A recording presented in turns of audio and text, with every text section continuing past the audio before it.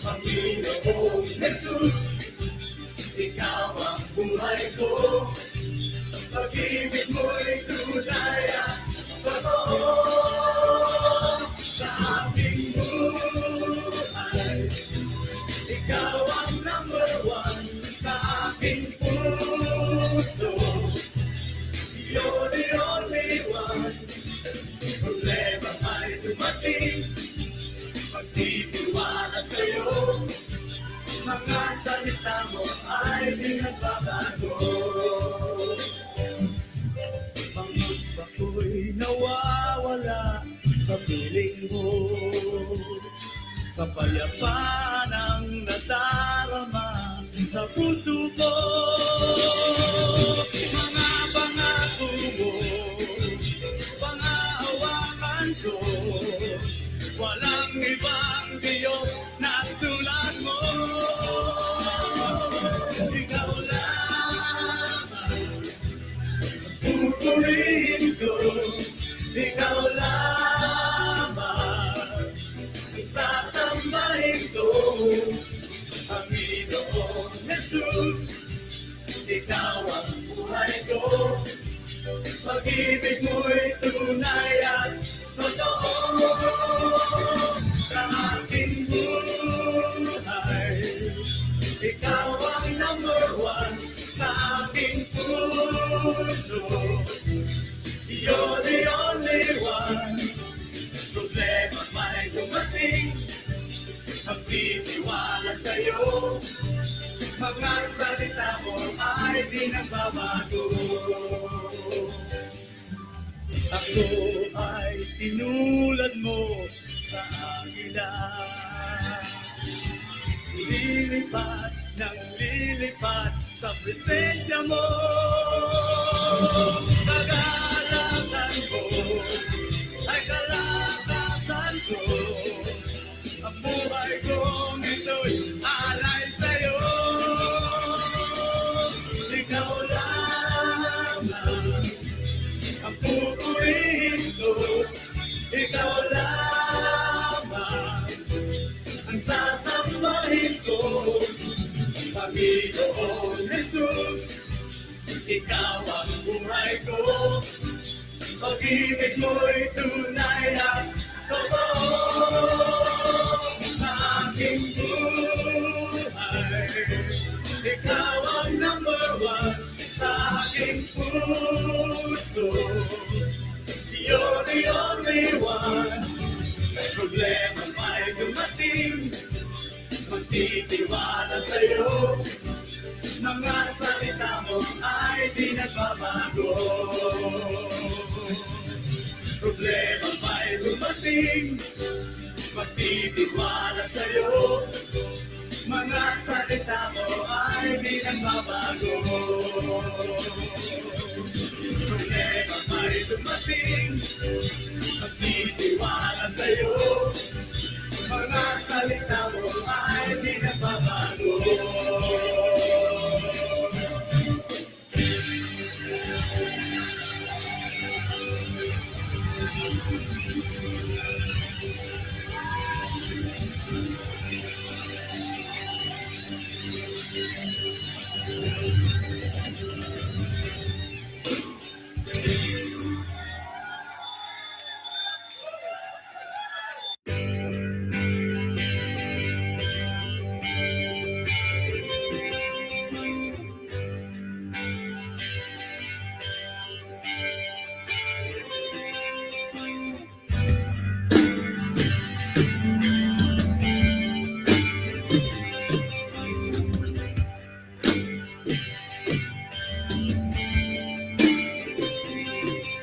Palang gabi po sa ating lahat, purihin ng Panginoon, at tayo po ay hindi magkakasama-sama sa pag-aaral ng Panginoon. Panginiintay po natin ang ating mga kapatiran. Tayo po muna makinig ng makalangit na awitin. Hindi mahiwalay sa pag-ibig. Kung manghina man minsan, Alam kong ikaw ang sandigan. Pag-ibig mo, kalakasan ko, hindi nagbabago. O Diyos, pag-ibig mo ang kailangan ko. Sa biyaya mo, ako'y nabago. Higit sa kailangan ko, Panginoon, kay buti mo.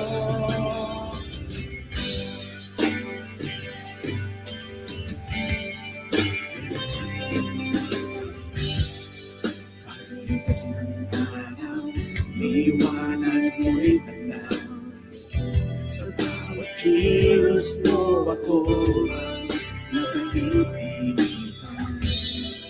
Kung manghina man minsan, alam kong ikaw ang sandigan. Pag-ibig mo, kalakasan ko, hindi nagbabago. O Diyos, pag-ibig mo ang kailangan ko. Sa biyaya mo, ako'y nabago. Higit sa kailangan ko, Panginoon, kay buti mo. Sa pagdating ng umaga, pag-ibig mo ang nakikita. Kay ganda, kay ganda. Sa bawat araw may pag-asa, sa iyong gawa ay umaasa. Kay ganda, pag-ibig mo.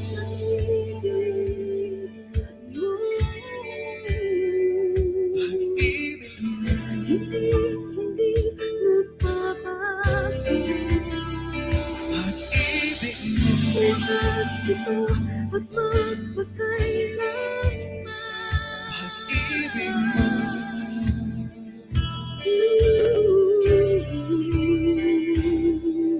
Sa pagdating ng umaga, pag-ibig mo ang nakikita. Kay ganda, kay ganda. Sa bawat araw may pag-asa, sa iyong gawa ay umaasa. Kay ganda,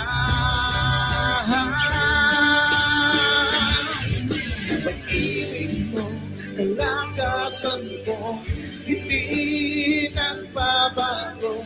O Diyos, pag-ibig mo ang kailangan ko. Sa biyaya mo, ako'y nabago. Higit sa kailangan ko, Panginoon, kay buti mo. Pag-ibig mo, pag-ibig mo, kalakasan ko, hindi nagbabago. O Diyos, pag-ibig mo ang kailangan ko. Sa biyaya mo, ako'y nabago. Higit sa kailangan ko, Panginoon, kay buti mo.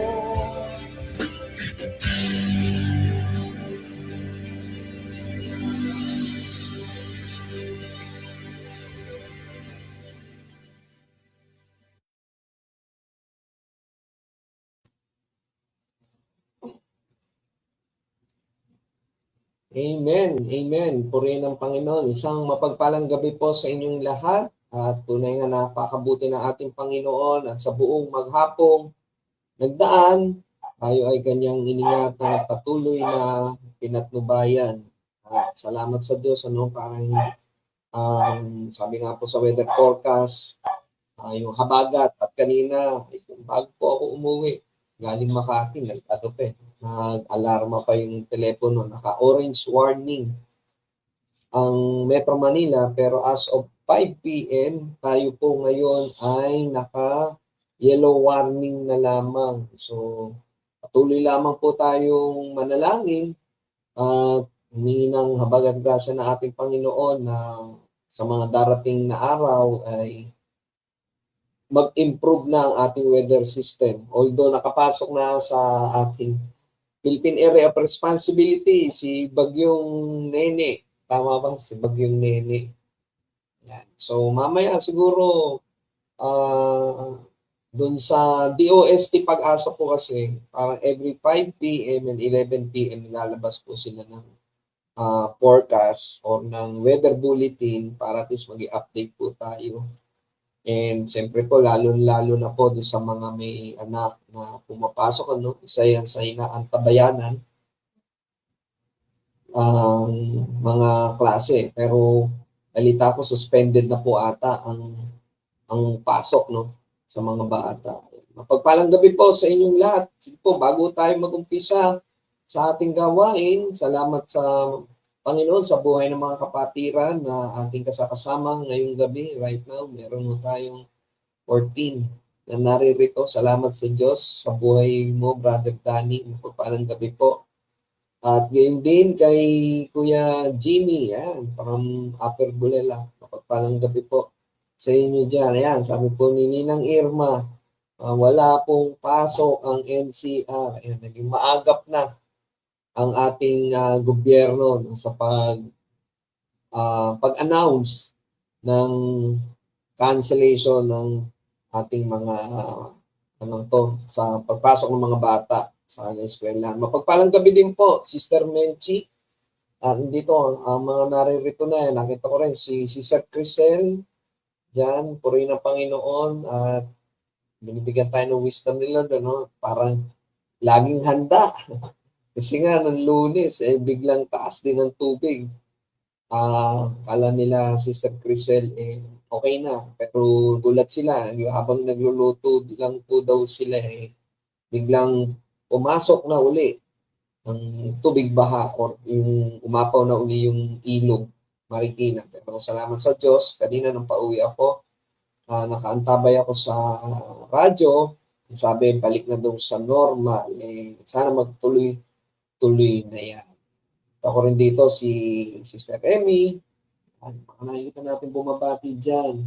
Type nyo lang po yung inyong pagbati po sa ating mga kapatiran na nakatungay dito. Sister Emmy, ang ating lead sa ating prayer ministry. Mapagpalang gabi din po, Sister Maribel. Purihin ng Panginoon sa buhay nyo. Salamat po sa Diyos at kayo po ay aming kasama sa gawaing ito ngayong gabi. Niloob ng Diyos na tayo ay magkatipon-tipon. Gayon din kay Sister Minda Manuel. Mapagpalang gabi po. At siyempre, isa sa masipag na kabataan sa Puray Christian Church, si Sister Georgie. So, purihin ng Panginoon sa buhay mo. Kamusta ang pag-aaral? Nag-start na ba ang pasukan? Na may patubayan ka na ating Panginoon. Ngayon din kay Sister Linda Soriano, regards po kay Kuya Pete. May project ang mga kalalakihan, mananawagan ako. Samantalahin ko na rin ang pagkakataon na sa mga kalalakihan at pati sa mga kabataan na rin. Kung lolobin po ni Lord at kayo po ay may oras sa paparating na Sabado, natatandaan niyo po last Monday, masyadong malakas po talaga yung buhos ng ulan. Imagine niyo po, nung tayo po ay naundoy noong 2009, 24 hours na walang tigil ng malakas na ulan, nalubog po ang Marikina. Pero last Monday po, sa loob lamang ng 5 oras, kung ano yung dami na ibinuhos na bagyong Undoy no, na ibuhos. Kaya pinasok din po uli ang ating church.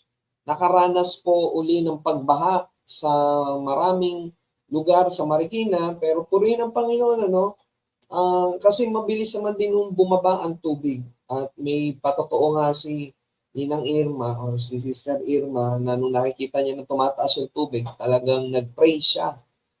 At alam ko naman na hindi lang naman si Ninang Irma nag-pray. Tayong lahat, nanalangin na wag nang tumaas kasi biglaan din talaga yung pagtaas kasi nga masyadong malakas ang busang ulan lalo sa mga kabundukan. Pero purihin ng Panginoon, imagine niyo po, yung dami ng ibinuhos na ulan, kasing rami or mas marami pa doon sa ibinuhos ng Ondoy sa loob lamang ng 5 oras. Pero yung naranasan nating pagbaha, hindi ho katulad nung panahon ng bagyong Ondoy. Sino ba hindi magpapasalamat niya? kahit po na binaha tayo, di ba sabi nga po sa aklat po ng Thessalonians, di ba, na magpasalamat tayo sa lahat ng bagay. Imagine mo natin kung wala hong mga flood control project na maayos sa Marikina, baka hindi lamang po iyon ang ating na-experience. Katuwa po kasi nung na-stranded po ako sa traffic noon from Philippine Arena, wala hong traffic hanggang sa makarating po ako ng Mindanao Avenue, pagdating po ng Katipunan Avenue, palabas ng Aurora going to Marcos Highway, doon na ako na-umpisa ng traffic. Daig ko pa ho para ho ako bumiyahe ng from Baguio hanggang dito sa Cainta kasi 4 na oras ho ako na-stranded. Pero po rin ang Panginoon kasi nakauwi naman po ako ng maayos at ligtas at yung lugar natin dito sa Hill Fernando, sa Sumulong, sa may tapat na Marikina Valley, nung dumaan ho ako nung gabi ng mga mag-aalas 7 na ho yun, wala nang baha. Samantalang mga 3 hours before that, kitang-kita ko talagang halos lagpas tuhod na. Natanong nga, kanino nga bang tuhod yung, kanino bang tuhod? Baka naman kay Dagul yun o kaya kay Junmar. No? So dapat, baguhin na yung pagre-report na yun. No? Pero purihin ang Panginoon kasi sa kabila ng mga nangyayari po sa ating paligid, tayo po ay patuloy pa rin na nagpupurit at papasalamat sa Diyos kasi tandaan po natin, ang pagbusang ulan may kasama rin yung biyaya po iyan. Maaring sa ilan o marami sa mga kababayan po natin yung nasalanta, pero sa iba po, iyan po ay pagpapala. Meron nga po ako nakita sa social media yung biyaya pumasok po talaga sa loob ng bahay, ilang tilapia ho yung pumasok doon sa loob ng bahay po nila. Yan, mapagpalang gabi po. Sa inyong lahat muli, pagbati po, bumabati si Sister Menchi, mapagpalang gabi po sa inyo dyan. Si Sister Baby Yu, yan. From San Lorenzo, Cavite. Cavite nga ba si Sister Baby Yu? Yan, si Brother Andrew from Grande Valle, Montana, sa Grand Montana. Yan, mapagpalang gabi sa inyo dyan. Kamusta yung hito dyan sa Kali? Nahuli na ba? Pero po rin Panginoon, hindi pinahintulutan ng ating Panginoon na pumasok ang tubig po sa bahay po nila Brother Andrew. Andito din si Sister Luz. Kamusta po kayo dyan sa may Goodrich nga po ba? Ayan. At si Sister Aster from Dubai. Isang mapagpalang tanghali po sa inyo dyan. Regards po kay Ivan at sa inyong pamilya na nariyan. Mga ilang linggo na, almost ilang buwan na kami din nagkikita ni Brother Brian sa SM. Ilang Sunday na ho kasi kami hindi nakakapunta ng Sunday after church. Yan, si Sister Baby, palang gabi po sa inyo dyan. Sabi nga ni Ninang Irma, purihin ang Diyos sa kanyang katapatan. Amen. Talaga napakabuti po ng ating Panginoon. Ayan, from Imos. Nationwide talaga tayo. Hindi lang nationwide, pang-international pa. From Imos, Cavite. Naku, nung isang araw, red warning po kayo dyan and dalangin po namin na kayo po ay nasa maayos sa kalagayan at hindi po masyadong nasalanta ng pagbuhos ng ulan. Tatanda ako noong isang araw na nag-alarm yung aking phone, naka-red warning ang area ng Cavite, Batangas, kahapon yun. And salamat naman sa Diyos. Huminto. Ayan, sabi ni Ninang Irma sa amin, 2 hitong malalaki. Salamat sa Diyos, Sarse. May dalang biyaya yan. At di ba po, pag tayo nababaha, minsan, yan din yung pagkakataon na tinuturuan tayo ni Lord na mag-declutter ng mga gamit ho natin sa bahay. Minsan, di ho kasi natin namamalayan. Ang dami-dami na ho nating gamit na hindi naman ho natin kailangan at naiipon lang sa ating tahanan. Baka hindi ho natin nararamdaman o baka nagiging insensitive lang ho tayo na kaya pala pinagkakalob sa atin ng ating Panginoon yung mga bagay na yan, tayo pala ay magiging daluyan ng pagpapala para yan ay maipamahagi sa mga nangangailangan. Baka it's about time. Ako, pinipray ko rin, loobin ni Lord na makahanap ng oras to find time na makapag-declutter kasi ang dami na rin namang gamit o damit na hindi na rin na isusuot. Bakit hindi pa natin pamigay para mapakinabangan ng mga nangangailangan? Di ba po? Marami tayong mga kapatiran sa pura na pwedeng sumalo ng mga gamit po natin. At maging mga kababayan po natin na naririto. Sabi nga po sa ating tema ngayong taon, yung kasapatan kay Kristo, at sabi nga po sa aklat po ng Pilipos 3:10, ang tanging hangarin ko ngayon ay lubusang makilala si Kristo, maranasan ang kapangyarihan ng kanyang muling pagkabuhay, makibahagi sa kanyang mga paghihirap, at maging katulad niya sa kanyang kamatayan. Maasa ako man ay muling bubuhayin mula sa kamatayan. Purihin ang Panginoon. At ngayong third quarter, nandun nga ho tayo sa paghihirap. Okay.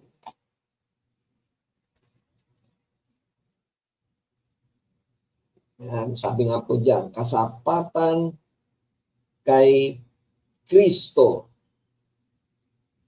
At diyan, yan doon yung kapangyarihan kay Kristo, sa kamatayan ni Kristo, at sa paghihirap kay Kristo. At yung last quarter po natin, yung tanging hangarin kay Kristo. So muli, isang mapagpalang gabi po sa inyong lahat, at salamat sa Diyos na tayo ay magkakasama po ngayon virtually. Hindi man tayo physical na magkakasama, pero alam ko po na ang bawat isa sa atin ay may isang hangarin na makapagbigay ng papurit pa salamat sa ating Diyos, at higit sa lahat, makapag-aral ng kanyang salita para lubusan nating makilala ang ating Panginoong Hesus at ang kanyang mga gawa, kanyang mga katuruan, loobin na tayo ay maunawaan natin ang mga salita niya na ating pagbubulay-bulayan ngayong gabi. Sabi nga po, kasapatan kay Kristo 2026. Bago tayo mag-umpisa, tayo po muna ay manalangin.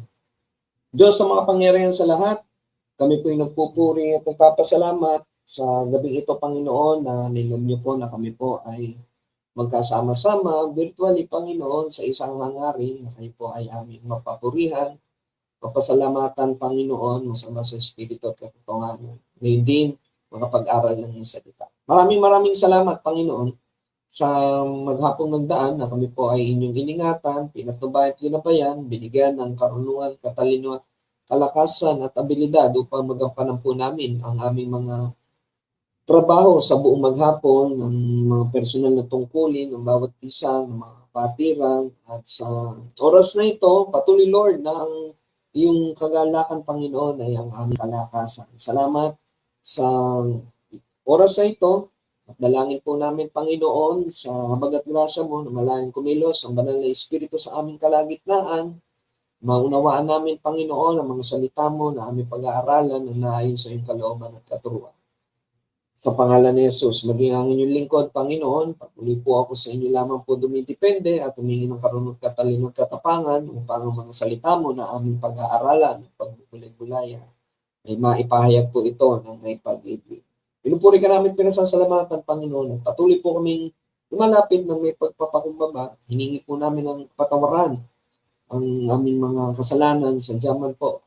Ito o hindi, Panginoon, mga nasambit po na aming mga labi, naisip po namin, naikilos po namin, Lord, na hindi po kanais-nais sa inyong banal na harapan. Patawarin niyo po kami at pagkalinisin ng mga parindugo ng aming Panginoong Yesus upang maging karapat-dapat kami sa aming paglapit sa iyo.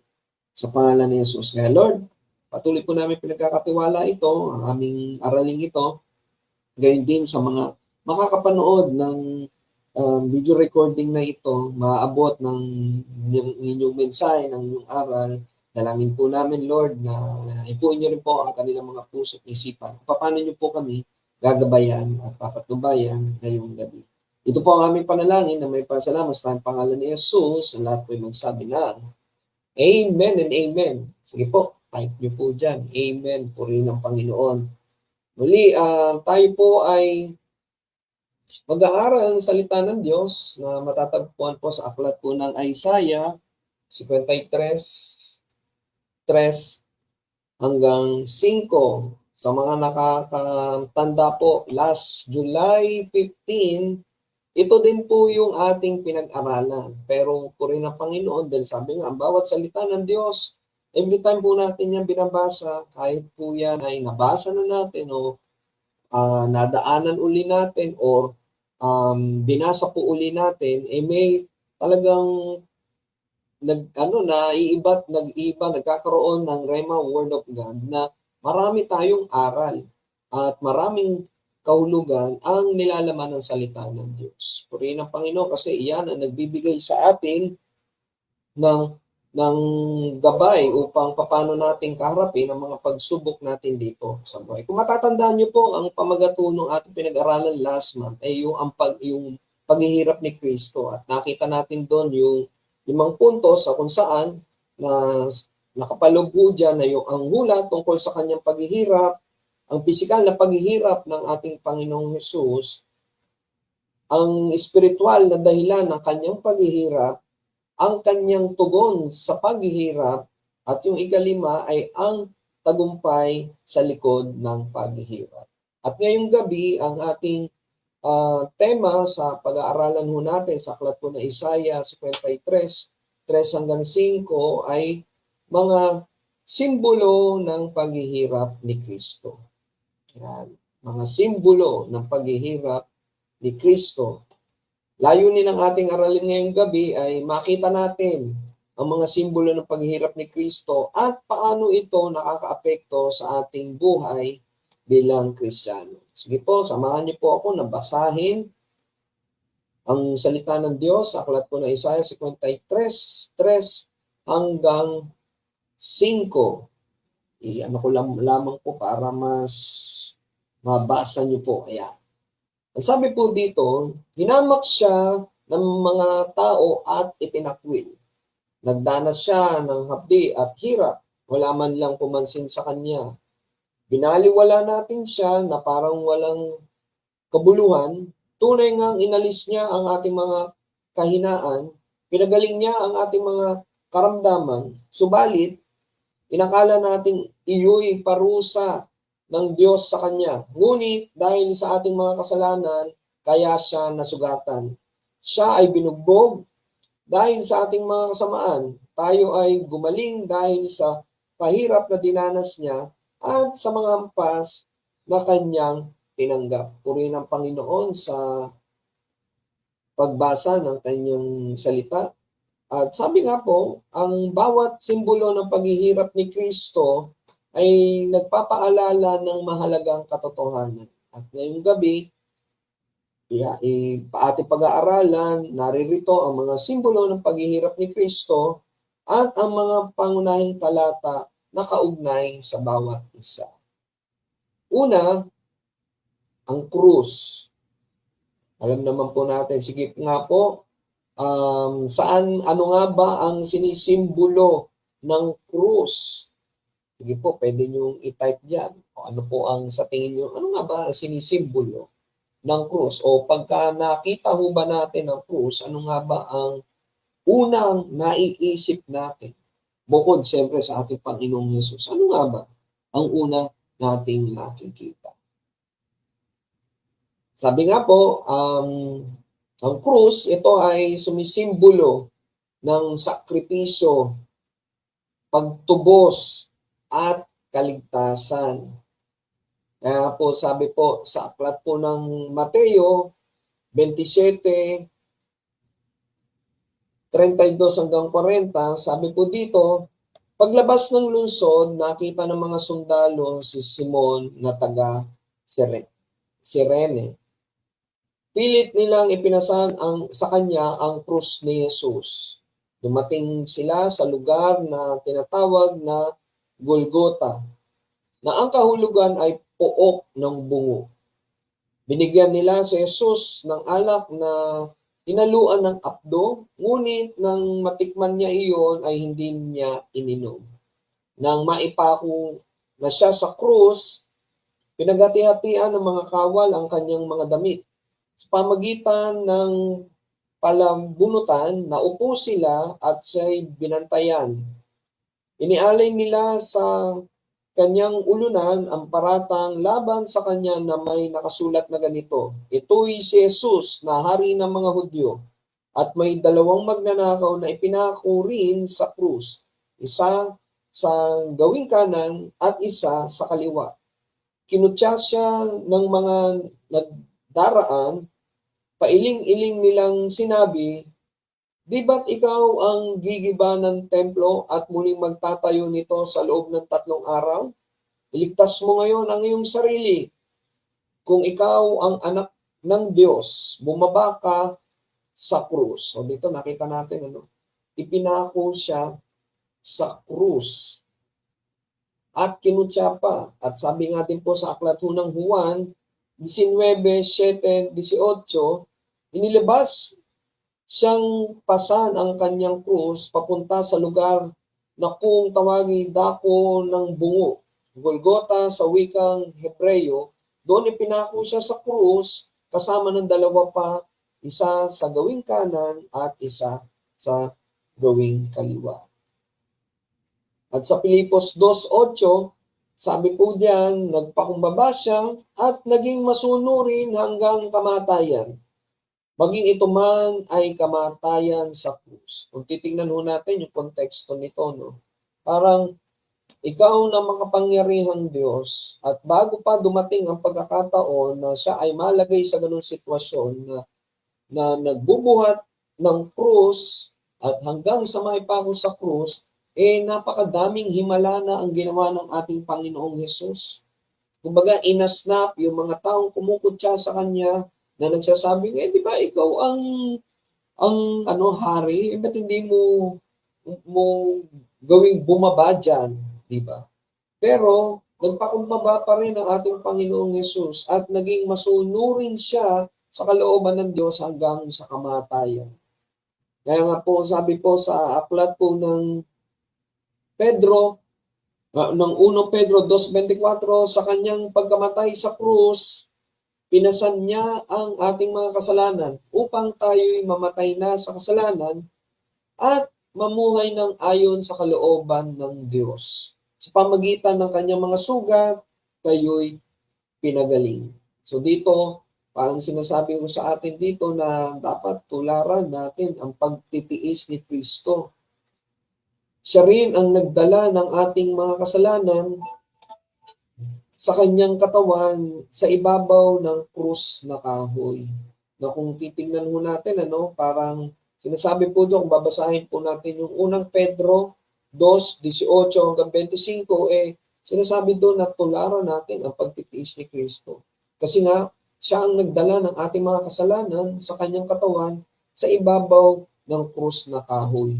At doon siya pinako. Sabi nga po sa ating binasa, sa verse 24, pinasan niya ang ating mga kasalanan upang tayo'y mamatay na sa kasalanan at mamuhay ng ayon sa kalooban ng Diyos. Sa pamagitan ng kanyang mga sugat, kayo'y pinagaling. So parang kung kinikilala na natin ang ating Panginoong Yesus at every time na makikita natin ang krus, yan ang magpapaalala sa atin na merong dakilang Diyos na nagkatawang tao na siyang umako ng lahat ng ating mga kasalanan. At kung tayo'y kumikilala sa Kanya bilang ating sariling Panginoon at tagapagligtas, tama lamang na tayo ay mamuhay ng naayon sa Kanyang kalooban dahil meron na tayo bagong katawan, dahil tayo ay Kanyang siya na ang nagbayad ng ating mga kasalanan. Kaya tama lamang na hindi na ho tayo magpaulit-ulit pa sa kasalanan na ating nagagawa nung tayo hindi pa kumikilala sa ating Panginoong Jesus. Ano po yung isa pang pangalawa na simbolo ng paghihirap niya? Koronang tinik. Ano nga ba ang sinisimbolo ng koronang tinik? So, basahin po natin sa aklat po ng Mateo 27 hanggang 31. Sabi po dito, sa Mateo 27 hanggang 29, kumuha sila ng matinik na baging. Ginawa itong korona at ipinutong sa kanya. Pagkatapos, pinahawak sa kanya sa kanyang kanang kamay ang isang tangkay na tambo. Siya'y niluhod-luhunan nila at kinutya ng ganito, mabuhay ang hari ng mga Hudyo.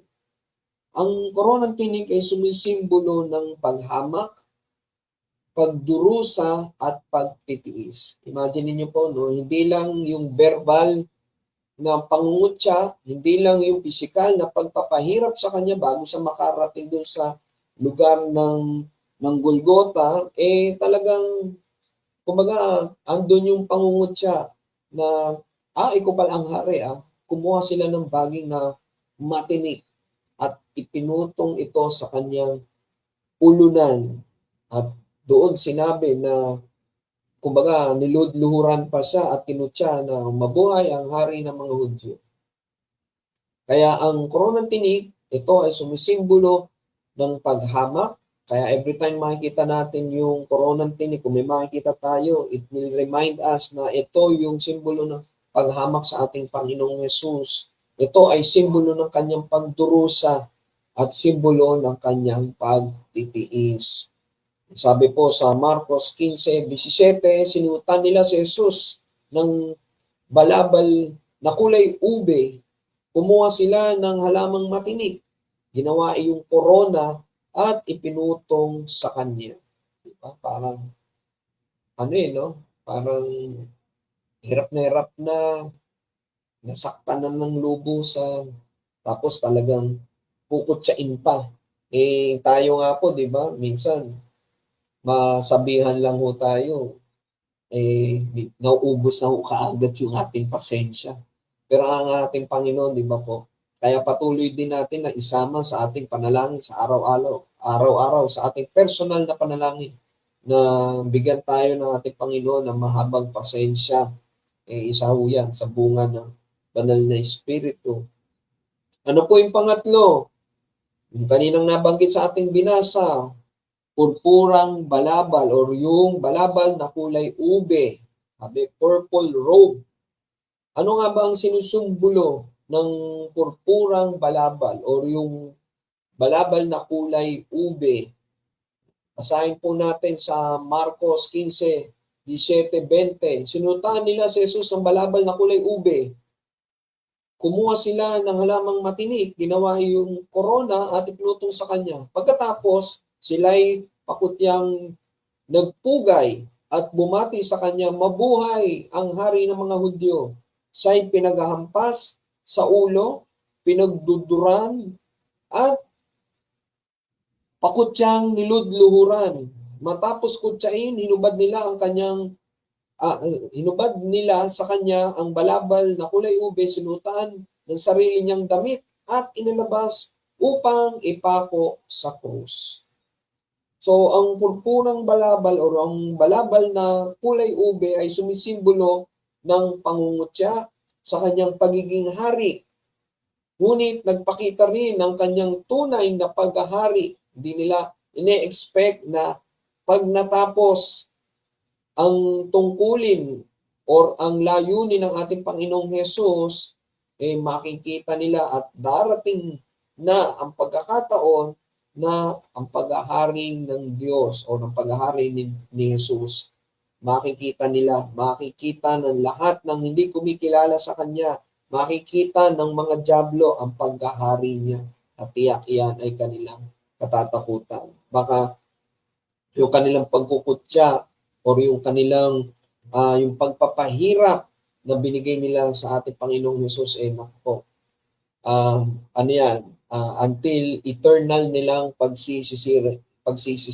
Kasi nga po, di ba, dalawang klase ang habang buhay po Habang buhay, nakasama natin ang ating Panginoon, at habang buhay sa dagat-dagatan. Apoy. Sabi nga po sa Juan 19:2-3, ang mga kawal ay kumuha ng halamang matinik, ginawa itong korona at ipinutong kay Jesus. Siya rin ay sinutan ng balabal na kulay ube. Lumapit sila sa kanya at sinabi, mabuhay ang hari ng mga Hudyo. At kanilang pinagsasampal si Jesus. Sabi parang, alam niyo po, habang inagawa ko po itong ating aralin, maiiyak ka talaga, mai-imagine mo kung gaano kahirap yung pinagdaanan ng ating Panginoon. Tatlong simbolo pa lang ho yung ating napag-aaralan. Yung krus, yung korona, at yung purpurang balabal o yung balabal na kulay ube. Meron pa hong pang-apat. Ano po yung pang-apat? Latigo. Ayan. Ano nga ba ang simbolo ng latigo? Kayo po, ano sa tingin nyo? Kanina, sabi nga kanina, di ba, yung kulay ube na balabal is simbolo ng pangungutya sa ating Panginoon, yung koronang tinik, yung pagtitiis, di ba po? So, ang latigo naman ay sumisimbolo sa parusang tiniis ni Kristo para kanino? Para sa ating mga kasalanan. Sabi nga po sa Juan 19:1, kaya't ipinakuha ni Pilato si Jesus at ipinahagupit. Simbolo ng parusang tiniis ni Kristo para sa ating mga kasalanan. Kung napanood niyo po yung movie na ginawa po ni Mel Gibson, yung The Passion of Christ, yun ho talagang pinaglaanan ho nila ng napakahabang panahon. Marami ho silang in-interview ng mga theologians, mga Bible scholars na ano bang klaseng mga latigo or anong klaseng paghihirap ang dinaanan ng ating Panginoon. Pag nakita ho natin o napanood po muli natin yung movie, talagang parang walang taong kakayanin kung yung paghampas pa lang ng latigo ating mararanasan. Iba-ibang klaseng latigo yun. Yung may latigo parang may hook sa dulo, yung may latigo na kasi yung parang yung nakikita lang ho natin tuwing Holy Week. Parang ano lang po yun yung mga leather ba yun, yung parang yung latigo na ginagamit, di ba po? Pero doon sa pelikula, iba't ibang klaseng uri ng latigo na nandun yung pagkampas sa kanya, paghila, parang makakamot yung balat niya, dudugo na. At ang latigo na yan ay sumisimbolo ng parusang tiniis ng ating Panginoong Hesus. Parusang tiniis ni Kristo para sa ating mga kasalanan. Kaya nga po, sabi rin po sa ating binasa kanina sa Isaiah 53:5, ngunit dahil sa ating mga kasalanan, kaya siya nasugatan. Siya ay binugbog dahil sa ating kasamaan. Tayo ay gumaling dahil sa pahirap na dinanas niya at sa mga hampas na kanyang tinanggap. Purihin ng Panginoon, ano? So, 4 na simbolo ng paghihirap ni Kristo. At yan ay ating napag-aralan ngayong gabi. Sabi nga po sa ating tema, mga simbolo ng paghihirap ni Kristo. Huwag ho kayong mag-alala kasi 8 ho lahat yan. At itutuloy ho natin yan sa susunod na Bible study na once na tayo po muli ang maatasan na manguna sa Bible study. Kaya recap po ulit muna tayo. So ngayong gabi, sa ating binasa sa Isaiah 53:3 hanggang 5, mga simbolo ng paghihirap ni Kristo. At may una na ho tayong 4 na pinag-aralan. Una ay ang krus. Pangalawa po ay ang koronang tinik na kung saan sumisimbolo ito ng pagdurusa, paghamak at pagtitiis. Purpurang balabal or yung balabal na kulay ube at ito ay sumisimbolo sa pangungutya sa kanyang pagiging hari. Pero hindi nila in-expect na ipapakita ng ating Panginoong Hesus ang kanyang tunay na paghahari. At ang pang-4 ay ang latigo na kung saan sumisimbolo ito ng parusang tiniis ni Kristo para sa ating mga kasalanan. Kaya bago tayo magtapos, sabi nga sa ating napag-aralan ngayong gabi sa 4 na simbolo ng paghihirap ni Kristo, andyan yung krus, koronang tinik, purpurang balabal at latigo. At sa mga susunod na aralin natin, ano pa yung natitirang 4? Assignment o kaya kung ano ho yung sa tingin nyo, pwede nyo i-type dyan. Teka, nabanggit na ni Brother Melvin yung yung krus. Nabanggit niya na yung koronang tinik. Nabanggit niya na yung purpurang balabal. Nabanggit niya na rin yung latigo. Ano pa nga ba yung 4 na natitirang simbolo? Sige po, i-type nyo dyan kung meron mo kayong naiisip o pwede nyo nang hulaan ngayon para sa susunod na ating gawain. makita nyo na po, magkaroon ng confirmation, tama pala yung hula ko. Diba po? Ayan, isang mapagpalang gabi po, Nanay Soli. Ayan, salamat sa Diyos. Kayo aming kasama ngayong gabi. Ayan, pagbati po mula kay Nanay Soli. So, purihin ng Panginoon. Then sabi rin po ni Sister Linda, ang krus ang nagpapaalala ng sakripisyo ni Jesus upang matubos tayo sa ating mga kasalanan. Amen. Kaya every time na makakakita ho tayo no, ng krus, iyan ang talagang magpapaalala sa atin.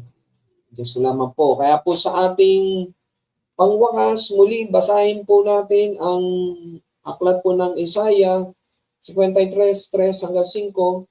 Hinamak siya ng mga tao at itinakwil. Nagdanas siya ng hapdi at hirap. Wala man lang pumansin sa kanya. Binaliwala natin siya na parang walang kabuluhan. Tunay nga inalis niya ang ating mga kahinaan. Pinagaling niya ang ating mga karamdaman. Subalit inakala nating iyo'y parusa ng Diyos sa kanya. Ngunit dahil sa ating mga kasalanan, kaya siya nasugatan. Siya ay binugbog dahil sa ating kasamaan. Tayo ay gumaling dahil sa pahirap na dinanas niya at sa mga hampas na kanyang tinanggap. Purihin ng Panginoon. Kaya nga po, sabi po ni Sister Baby, sibat po sa kanyang tagiliran. Nako, purihin ng Panginoon. May tatlo pa, Sister Baby, pero tama po yan. Isa po iyan sa simbolo ng paghihirap ng ating Panginoon. Kaya sa mga susunod na Bible study, magiging topic natin yan. Ano nga ba ang simbolo ng sibat? Yan may clue na, may naibigay na si Sister Baby na isa sa mga simbolo dito. Ayan, sampurihin ng Panginoon. Kaya nga po, bago tayo magwakas, sabi nga, ang bawat simbolo ng paghihirap ni Kristo ay nagpapaalala ng tatlong mahalagang katotohanan. Ano po yung tatlong mahalagang katotohanan na yan? Una, ang pag-ibig ng Diyos sa tao. Pangalawa, ang bigat ng kasalanan na pinasan ni Kristo. At ang pangatlo, ang kaligtasan at kapatawarang natamo natin sa pamagitan ng kanyang paghihirap. Kaya nga ho natin naranasan ang kasapatan kay Kristo. Purihin ng Panginoon. Sabi nga, andyan ang kapangyarihan natin kay Kristo. Sa kamatayan ni Kristo, kasama namatay ni Kristo ang ating mga kasalanan, kaya tama lamang na mamatay na din tayo sa kasalanan. Sa paghihirap kay Kristo, tama lamang na maunawaan natin, makita natin, at yung paghihirap na kinakaharap na ho natin ngayon ay wala pa ho yan sa kalingkingan ng paghihirap na kanyang pinagdaanan. At siyempre, sa mga darating na buwan, yung tanging hangarin kay Kristo. Purihin ng Panginoon. Kaya bago tayo mag-closing prayer, muli, pinapaalalahanan po ang bawat isa at salamat sa Diyos sa mga kapatiran na patuloy na sumusuporta sa atin sa panalangin at maging sa pagbibigay ng kanilang mga kaloob. Kaya Diyos na po ang siyang bahalang magbalik po sa inyo siksik, liglig, at umaapaw. Andiyan po yung ating mga account number ng ating bahay sambahan. May BPI po tayo sa mga kapatid natin na nasa abroad. Pwede rin yun through wire sa ating BDO dollar account. At ganun din po sa GCash. Nakapangalan po yung GCash sa atin kay Sister Bernice. Na ayan dyan din po yung number. Yun po yung ating treasurer. Huwag po kayong mag-alala. Safe po ang ating ating kaloob dahil every month po yan, report po ng ating treasurer.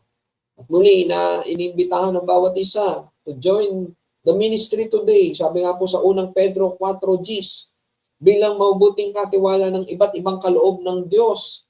Gamitin mo natin yan sa kapakinabangan ng lahat ng kakayahang tinanggap ng bawat isa sa inyo o bawat isa sa atin. Unang Pedro 4:10. Kaya kung saan man, anuman ang pinagkatiwala na talento sa atin ng ating Panginoon, ay gamitin ho natin yan sa ministry. Napakadami ho ng ministry. Andyan po yung multimedia ministry, worship ministry, prayer ministry, mission ministry, women's ministry, men's ministry, youth ministry, at children's ministry. Kung meron ho kayong talento sa paglilinis, pagwawalis, pagpupunas, sama-sama ho tayo sa Sabado. Maghintay ho tayo ng announcement kung anong oras po kasi pinasok po muli ang ating church last Monday, binaha po yung church. Pero purihin ng Panginoon kasi nga po sa pakikiisa sa panalangin ng mga kapatiran, sa panalangin niyo po, sa pangunan po ng ating mahal na pastor, Pastor Archie, hindi na ho tumaas ang tubig, pero nakapasok po sa church. Hindi naman ho umabot doon sa stage. Kaya nasig naman po yung mga gamit po natin doon. So wala naman pong sense of urgency na linisin na ngayon. Dahil alam pa natin na may habagat pa, may bagyo pa uli. So, Sabado po yung nakikita ng mga kalalakihan kasi kalalakihan po ang mangunguna sa paglilinis po ng ating bahay-sambahan. Pero kung kayo po ay may talento sa paglilinis at may oras sa Sabado, mag-antabay lang po kung anong oras po tayo magkikita-kita doon. Siguro, paunang advance call na lang din. Magdala din ho tayo ng panlinis, walis tingting, basahan, timba para mas mabilis natin malilinis ang ating bahay-sambahan. At lolobin ni Lord, baka magamit pa ng ating Panginoon na instrumento ang ating kapatiran na si Kagawad Eli. O sana makarating kay Brother Eli, kay Kagawad Eli.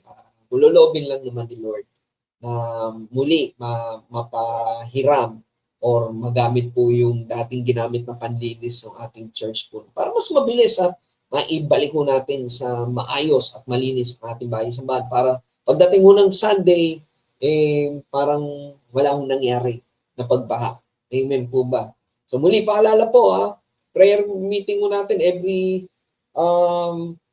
day, 5 a.m. to 6 a.m. Salamat sa Diyos dahil muli nakasama po ako sa dawn prayer at tuwing gabi naman, every Friday, Saturday, Monday, 8 p.m. to 9 p.m. naman po yan via Facebook Messenger po. The next week po, pangunahan po tayo muli ng ating mahal na pastor, Pastor Archie. Sama po natin siya sa panalangin. Salamat sa Diyos dahil nakarating po siya sa Davao na maayos at ligtas. Panalangin mo natin yung buong week na to, yung stay niya po doon na maging maayos at makabalik po siya sa Manila ng maayos at ligtas at datnan niya po ang kanyang pamilya, kanyang may bahay na nasa maayos sa kalagayan. Naging ganun, pakisama na lang din po sa prayer si Sister Jean kasi kasalukuyang nasa Cebu po siya. Pero kahit nasa Pilipinas po siya, magkaiba ho daw ang klima doon. Ang init po doon sa Cebu. Malamang si Pastor Archie din nainitan kasi napanood ko sa balita, lalo na po sa bandang Mindanao, may heat index pa na umabot ng 41 degrees.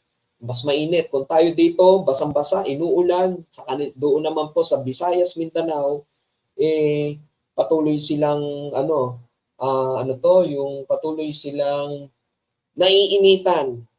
Ayan, may paalala si Kuya Greg. Sabi ni Kuya Greg, tama Kuya Greg, Friday, holiday yung Friday. So Friday tayo maglilinis. Tama ba? Friday tayo maglilinis sa church.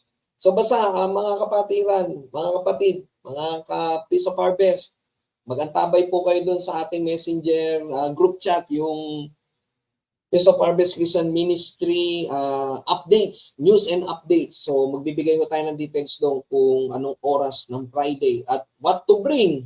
Di ba po? Fellowship na ho natin yan. Di ba? Nakapaglinis na tayo ng church. Nakapag-fellowship pa ho tayo. Baka magulat ho tayo after ho natin maglinis. May mga biyaya rin tayong matanggap dyan. Amen po ba? Yan, sabi ko yung Friday. Yan, sige, magkita-kita po tayo sa Friday. Para at least, pagdating ng Sabado, may practice ata ang praise and worship team. So, malinis na ang ating bahay-sambahan. Muli, tingnan mga nakasama natin dito. Ayan, si Kuya Greg, salamat sa Diyos sa buhay po ninyo. Ayan, si Kuya Boyet, mapagpalang gabi po. Lagi po kayong ingatan ng ating Panginoon sa inyong pagbiyahe. Maging si Sister Jean Cariaga, sa buong Cariaga family. God bless po. Ayan, so, sige pa, bago tayo pansamantalang mag-iwahiwalay, Hayaan niyo po muna akong pangunahan kayo sa panalangin. Purihin ang Panginoon.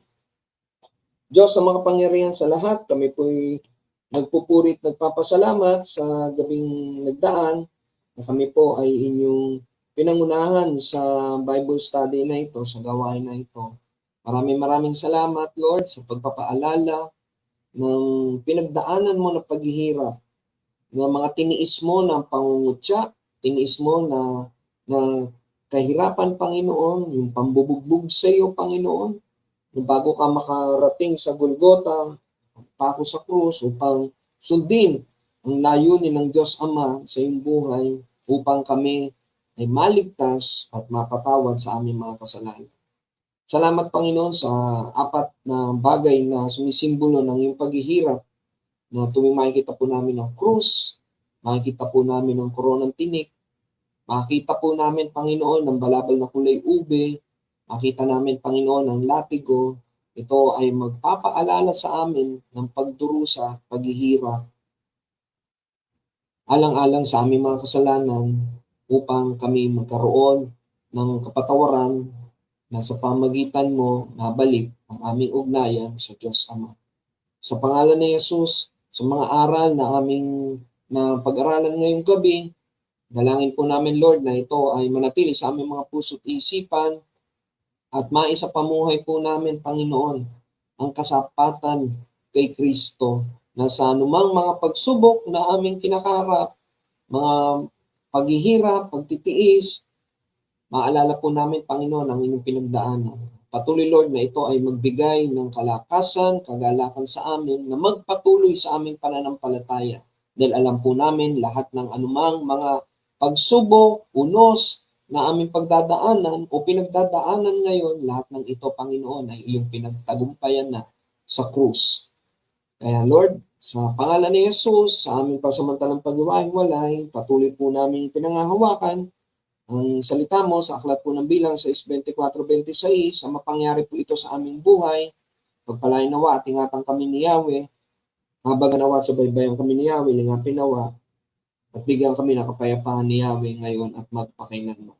Sa pangalan ni Jesus, bigyan niyo po kami ng kapahingahan ngayong gabi, mahimbing na tulog, maayos na panahon at bukas ang umaga. Patuloy po kaming nananampalataya at umaasa na gigisingin muli kami ng biyaya ng buhay na nagmumula sa inyo.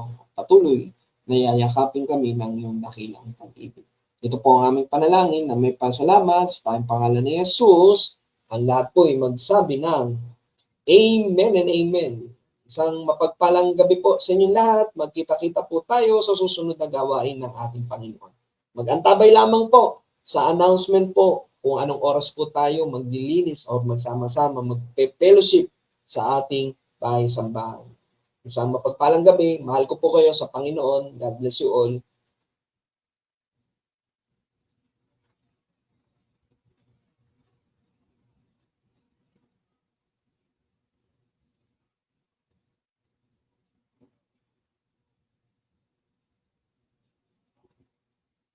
Panginoon, kami narito ngayon at nananabig sa inyong presensya.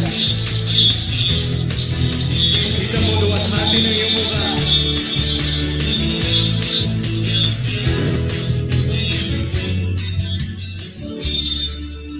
Ako ay narito ngayon, naghihintay.